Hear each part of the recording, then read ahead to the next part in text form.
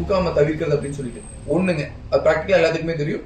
அந்த ஹஸ்பண்டோட ஒய்ஃப், அந்த ஒய்ஃபே அவங்க வேணாம்னு சொல்லிட்டாங்கன்னா கட்டாயமா நமக்கு வந்து மெயின்ஸ் கொடுக்க தேவையில்லை.